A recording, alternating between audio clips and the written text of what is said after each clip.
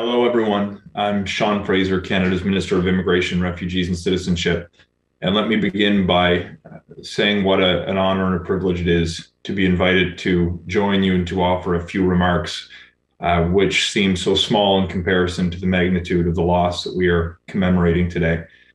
I want to thank in particular the families of the victims of Flight PS 752 for the conversation that we shared yesterday. It has been at the front of my mind since the moment we ended the meeting. This event, of course, marks 2 years since the tragedy, and we're here to commemorate not only the loss on Flight PS 752, but also Ethiopian Airlines 302 and the Air India bombing. In these disasters, one of the things that has struck me is when I try to put into my mind the scale of this loss, is that the number of lives lost in each of these disasters is nearly the size of the entire community where I grew up. Families have lost mothers and fathers, sons and daughters, brothers and sisters. Our communities have lost friends, neighbors, and coworkers.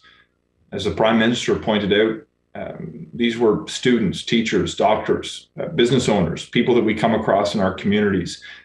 And I can tell you in the conversations I have in my hometown in rural Nova Scotia, there are people you have never met who are affected by your loss, who care deeply about your loss, and who grieve your loss alongside you. As we seek to establish a path forward, I'd like to let you know that we intend to honor the lives lost, pursue justice, and support the families to the extent that we can provide some solace. Of course, we'll be establishing a memorial and advancing scholarships and taking other steps. But it's important and essential to me that we continue to celebrate the lives that have been lost so their memory remains many years from now. We're going to work to hold Iran accountable for the horrific act that they have committed. We're going to work with our partners on the world stage to implement measures to ensure that these kinds of tragedies don't happen again. But importantly, to demonstrate to the world that this kind of behavior will be condemned and that no person and no state is above the law. It is inexcusable on the part of any nation to have such an event take place, and we will not rest until we achieve justice and achieve accountability.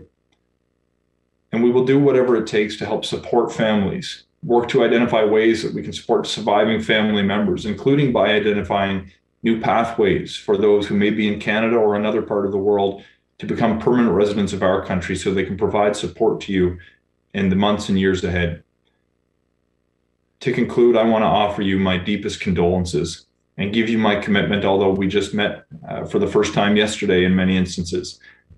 I can reassure you it won't be our last conversation, and I'll work with my colleagues alongside you to provide supports and to pursue justice, and most importantly, to continue to honor the memory of your loved ones and those who've been taken from our country and our communities. Thank you once again for allowing me to take part in today's solemn anniversary.